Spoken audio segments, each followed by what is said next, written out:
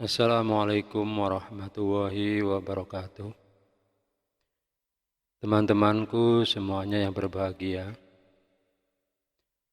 Pada kesempatan kali ini saya akan melanjutkan tentang kisah Nabi Yusuf alaihissalam yang menjadi seorang peramal mimpi ketika waktu di penjara. Dan akhirnya dikeluarkan dari penjara karena tafsir mimpinya yang tepat dan memuaskan sang raja. Apa yang diucapkan Yusuf menjadi kenyataan. Sudah berlangsung masa subur selama 7 tahun, maka datanglah masa paceklik. Masa paceklik itu juga melanda daerah Palestina, tempat tinggal Nabi Yakub dan saudara-saudara Yusuf. Negeri Palestina yang tidak tahu menahu bakal datangnya kemarau panjang itu tentu kelabakan. Rakyatnya banyak yang menderita kelaparan. Demi mendengar di negeri Mesir banyak tersedia bahan makanan dan boleh ditukar dengan emas. Oleh umum, anak-anak Nabi Yakub bermaksud pergi ke Mesir. Pada waktu itu Binyamin tidak ikut serta. Sewaktu mereka tiba di Mesir dan menukar emasnya dengan gandum, mereka sama sekali tidak mengira bahwa kepala gudang perbendaharaan negeri Mesir adalah Yusuf, saudara mereka sendiri. Yusuf mengetahui mereka, namun pura-pura tidak mengenalnya. Yusuf memperlakukan mereka sebagai tamu terhormat, dijamu dengan makanan yang lezat-lezat. Mereka juga diberi bekal perjalanan pulang. Ketika mereka bersiap-siap hendak pulang ke Palestina, Yusuf berkata kepada mereka, "Bawalah saudaramu yang seayah," maksudnya Binyamin. "Jika tidak kamu bawa, lain kali kalian tidak kuperbolehkan masuk negeri Mesir dan tidak boleh membeli bahan makanan di sini." Mereka pun kaget mendengar ucapan sang menteri, tak disangka sang menteri mengetahui bahwa mereka masih mempunyai saudara lagi, yaitu Binyamin. Ketika mereka tiba di rumah dan membuka karung gandum, ternyata emas-emas yang mereka tukarkan berada di dalam karung tersebut. Mereka heran dan segera melaporkan kepada Nabi Yakub. Karung bersama gandum atau emasnya masih ada di dalam karung yang berisi gandum. Sungguh aneh, gumam Nabi Yakub. Ketika mereka mengatakan keinginan Menteri Ekonomi agar mereka mau membawa Binyamin ke Mesir, Nabi Yakub langsung menolak. Ia khawatir Binyamin akan mengalami nasib serupa Yusuf dahulu.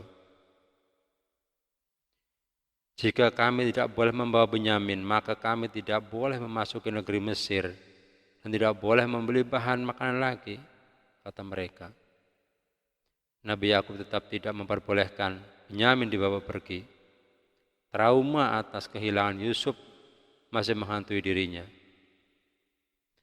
Namun, ketika persediaan bahan makanan semakin menipis, maka tak bisa tidak mereka harus pergi ke Mesir lagi. "Bersumpahlah atas nama Tuhan," kata Nabi Yakub, "bahwa kalian harus melindungi Binyamin dengan segenap jiwa raga kalian. Jika terjadi sesuatu, kalian harus membelanya sampai titik darah terakhir." Mereka serentak menyatakan kesediaannya untuk melindungi Binyamin dan bersumpah demi Allah akan membela dan membawa Binyamin kembali. Demikianlah, untuk kali yang kedua mereka pergi ke Mesir. Yusuf sebenarnya tak kuat menahan diri begitu melihat saudara-saudaranya datang membawa Binyamin.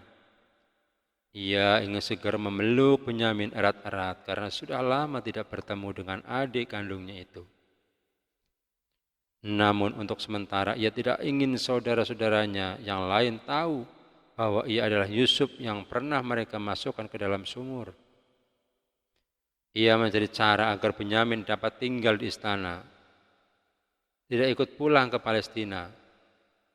Yusuf kemudian meletakkan piala raja yang terbuat dari emas di karung Benyamin.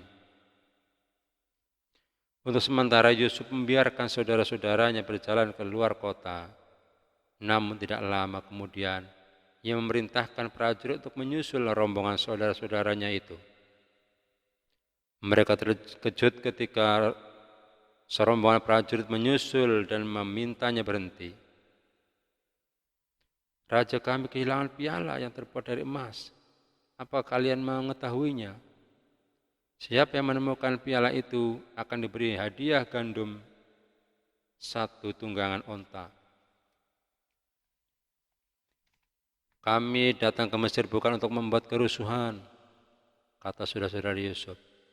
Dan kami bukanlah termasuk orang-orang yang mencuri. Para prajurit berkata, apakah hukuman bagi orang yang melakukan pencurian itu? Hukumannya adalah menjadi budak. Itulah tebusan dari perbuatannya, jawab saudara-saudara Yusuf. Prajurit itu kemudian menggeledah tiap karung dari saudara-saudara Yusuf. Tiba-tiba mereka menemukannya di dalam karung Benyamin. Tanpa kompromi lagi, Benyamin dibawa menghadap Menteri Perekonomian yaitu Yusuf. Saudara-saudara Benyamin yang lain diperbolehkan pulang. Yahuda tak ikut pulang. Ia merasa malu kepada ayahnya karena telah berjanji melindungi Benyamin dari segala mara bahaya. Nyatanya Benyamin sekarang tak bisa ia bawa pulang. Yahuda bersumpah tidak akan pulang sebelum membawa Benyamin atau ayahnya sendiri memanggilnya pulang. Sementara itu, Benyamin gemetar saat dihadapkan kepada Menteri Ekonomi Mesir. Baru kali ini ia berhadapan dengan pejabat tinggi di istana kerajaan. Wajahnya pucat pasi, tapi hal itu tak berlangsung lama karena Yusuf segera memeluknya dan mengatakan siapa sebenarnya yang menteri ekonomi itu. Pertemuan kakak beradik itu benar-benar mengharukan. Benyamin menangis terisak-isak. Ia segera menceritakan nasib ayahnya di Palestina. Betapa menderitanya sang ayah. Sejak ditinggal Yusuf, setiap hari ayahnya menangis sampai matanya menjadi putih dan tak dapat melihat lagi, alias buta. Itulah kisah tentang pertemuan adik kandung yaitu Yusuf, Nabi Yusuf dengan Benyamin. Demikian untuk kisah kali ini, nanti akan disambung lagi insyaallah. Wassalamualaikum warahmatullahi wabarakatuh.